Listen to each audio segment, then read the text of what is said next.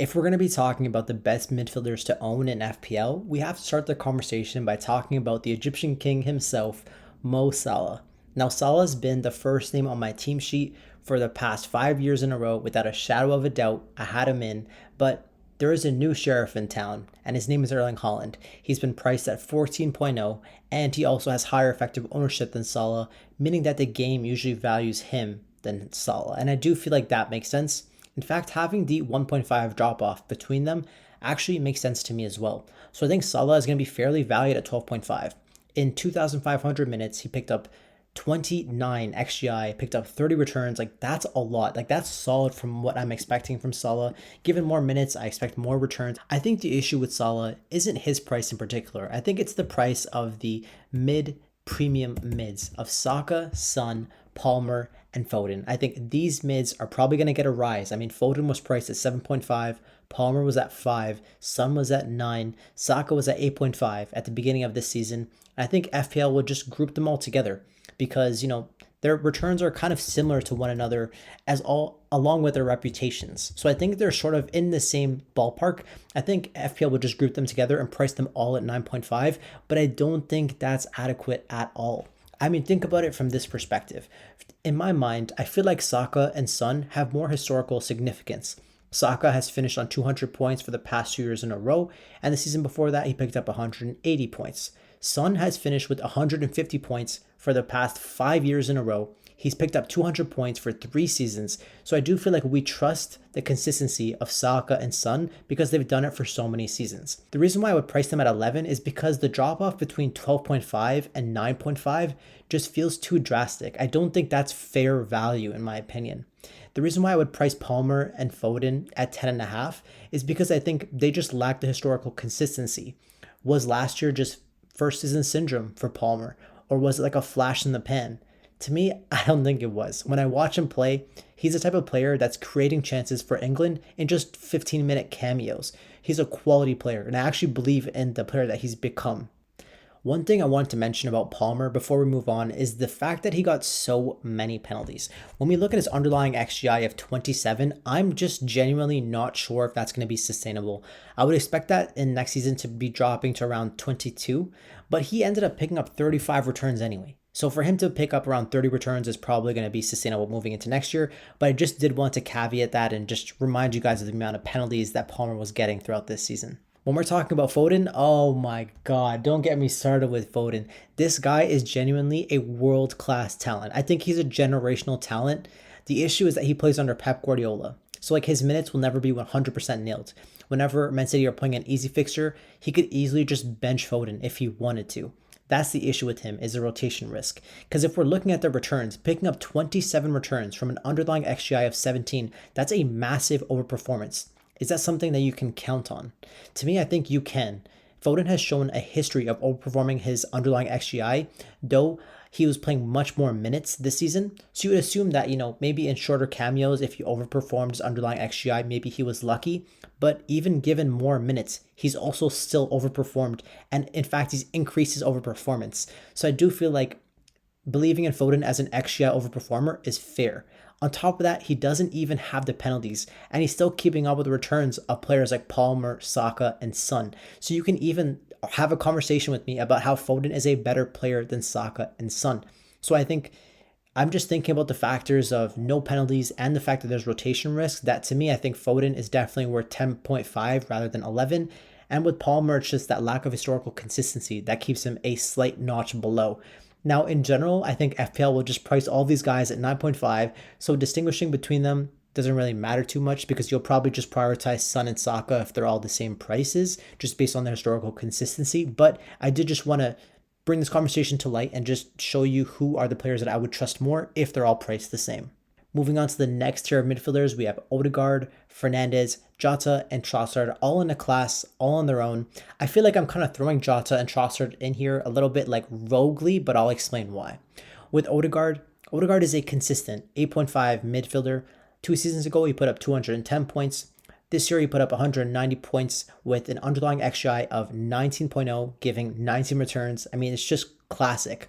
Odegaard, solid. He's usually an XGI overperformer, but I think You can't really rely on him overperforming and scoring goals from outside the box. But I do believe that Odegaard is a world-class midfielder. I think he's the type of midfielder that's one of the best in all of world football, let alone the Premier League. So I think 8.5 is very fair. I also didn't include Havertz in this bucket because I think moving forward, I think he'll be a striker. So that's someone we consider on another day. With Odegaard, I just feel like he won't really have high effective ownership throughout the entire season. And that's because I think they'll underprice Saka. Because if we're looking at Saka with 29 returns, priced at 9.5, why would you go for Odegaard at 8.5 that'll only give you 19 returns? You're better off just paying the premium, paying the extra 1.0 to get to Saka. And because of that, I don't think anyone will own Odegaard because they'll misprice Bukayo. Moving on to Bruno Fernandes, he's the more interesting one in my eyes because he's on the penalties for Manchester United, and they're in a classic situation where Bruno has created 20.0 underlying XGI. He's obviously had a lot more of expected assists, but a lot of the strikers are not converting their chances. Players like Rashford, Garnacho, Højlund, they're just not finishing at the level that Bruno needs them to. If we're just looking purely at returns between Fernandes and Odegaard, they're at the same level, but Odegaard ended up with 190 points, whereas Fernandes ended up with 160 points. Not only just because of the bonus points that Fernandes was lacking relative to Odegaard, but on top of that, Odegaard was just keeping more clean sheets because of the Arsenal defense. So that's just something to be factored in. On top of that, Odegaard just plays with better finishers in general. However, moving into next season, I would personally be backing Bruno Fernandes to actually outscore Odegaard. I know that sounds a little bit strange just given everything I just said, and I think that Arsenal are going to be in the title race once again, but I just feel like this is the perfect bounce back spotter for Manchester United. You know, after winning 2 trophies for 2 seasons in a row, this year when I watched them, I felt like they lacked identity completely. But under another season under Ten Hag, I think they will buy into the identity that they want to be pursuing. I'm going to give them the benefit of the doubt, and I just feel like Fernandes is such a world-class midfielder that he can fill in any role you want him to be in. If you want him to be an attacking midfielder, a deep-lying playmaker, he can do whatever you want him to do. I mean, when we're looking at him play, even in the Euros, he stands out as easily one of the best midfielders in the entire tournament. So I don't think that even though he only put up 160 points, that you should drop his price point from 8.5 to 8. I do feel like his value is really at 9. And in fact, I'd be backing Bruno to outscore Odegaard personally. Moving on to the other assets in this price point, we have Diego Jota and Leandro Trossard. I know they sound like more like differential and rogue picks, but these types of players are not really going to be the types of players you're going for immediately. You'll usually target them whenever there are injury situations at their clubs. For example, if Martinelli picks up an injury, or for Jota, if Darwin or Gakpo pick up injuries, that would mean that Trossard and Jota will be getting a lot of minutes in the striker position, and those guys are not really 8.0 assets. They're really 9.0, 10.0 assets really in my mind. So I do feel like they represent a lot of value even at 8.0. Moving on to the next tier of midfielders, we are moving into the differential zone. And I do want to mention that Bowen and Gordon do stand out above all the rest because they actually picked up more attacking returns than Odegaard and Fernandes, which is really surprising. However, when you're looking at the underlying data, Gordon overperformed his underlying XGI by 12. Bowen overperformed his underlying XGI by 6. And we've seen with Bowen in the past where he's had a 200-point season and then follows it up with a 160-point season.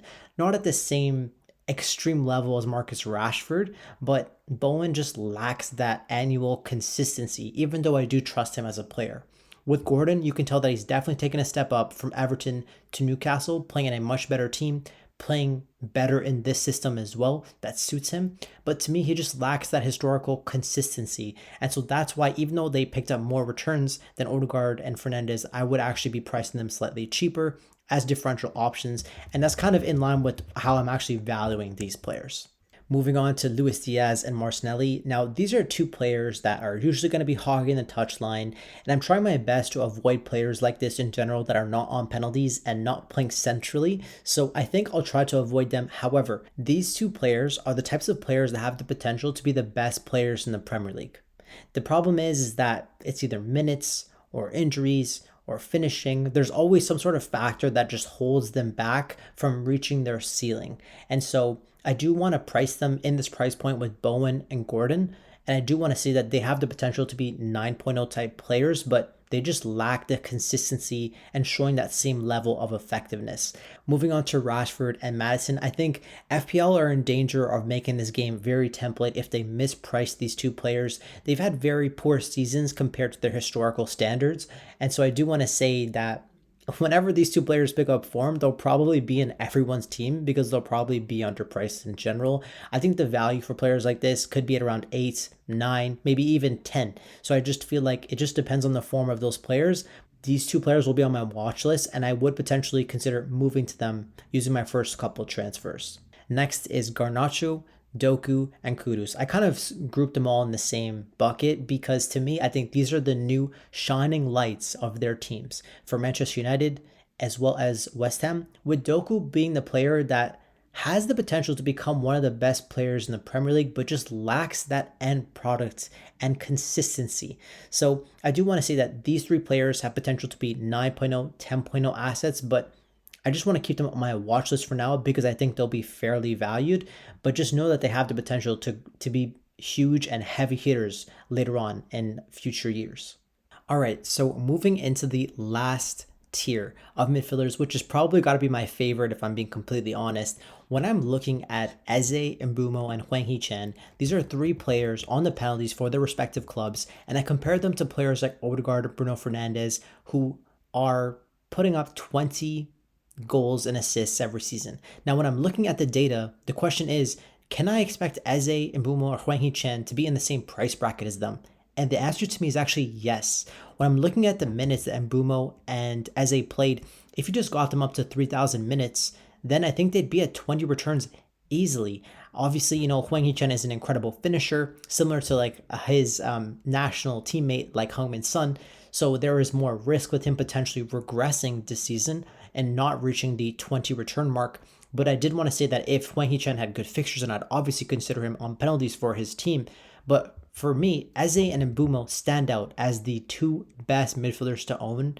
And I genuinely feel like Crystal Palace, with the way that they were playing under Glasner, as well as the way that Brentford were playing under Thomas Frank, these two types of players are genuinely fixture-proof. Whether they're playing through good fixtures or bad fixtures, it doesn't really matter. They'll pick up returns. When I talk about Hwang Hee-chan and Mitoma, I'm not sure I have as much trust in them to get the returns even in the tougher games, where I feel like I want to be targeting them in the easier fixtures. And because of that lack of trust and the consistency that I've seen in Hwang Hee-chan and Mitoma, that's why I think the real fair value for players like Eze and Mbumo is actually at 7.5. I think they'll represent really strong value. Moving on, I did want to talk about Brendan Johnson, who got lots of minutes. I'm not sure if he'll pick up the same amount of minutes, but we've seen that he picks up a lot of expected goal involvement when he gets the minutes. So if he picks up minutes again next season, he's definitely someone that we should consider. Moving on to the next set of mids, we've got McAllister, Rice, and Rodri, who are either going to be center mids or center defensive mids for their teams, but they have a lot of attacking threat. The question is, if they're all priced the same, who would you go for? And I think for me, I think it's hard to really consider Rice because of how important I think Saka and Arsenal defense will be. And then that kind of just drops you off with either McAllister or Rodri. But the issue always persists with Pep Guardiola with that rotation risk. However, Rodri does feel like the most nailed on midfielder. Man City have an incredible undefeated streak whenever Rodri plays, so I feel like he's just in line to start 35 games every single season. The issue is that you never know when he'll be dropped. So if I had to pick between them, I'd probably just go with McAllister, even though he had the lower end of the underlying XGI. I just feel like he has more attacking threat, and the issue with him is just minutes. So as long as he gets the same amount of minutes as Rice and Rodri, I would back him to outscore or at least match the other two. The last midfielder in this price bracket is going to be Gibbs White, who was on the penalties for Nottingham Forest with an underlying XGI of 13 and gave 17 returns last season. However, it did feel like a very underwhelming season in general for Nottingham Forest, and I do feel like the team is closer to relegation than they are to mid-table. To consider somebody like Gibbs White, it has to be the perfect situation in my eyes. He has to have good fixtures. You're going to be needing the premiums like Salah plus Haaland, and that type of situation can occur right at the beginning of the season. I'm just feeling that with Gibbs White's early good fixtures and the rotation between Salah and Haaland for captaincy, I think a lot of people will be considering him.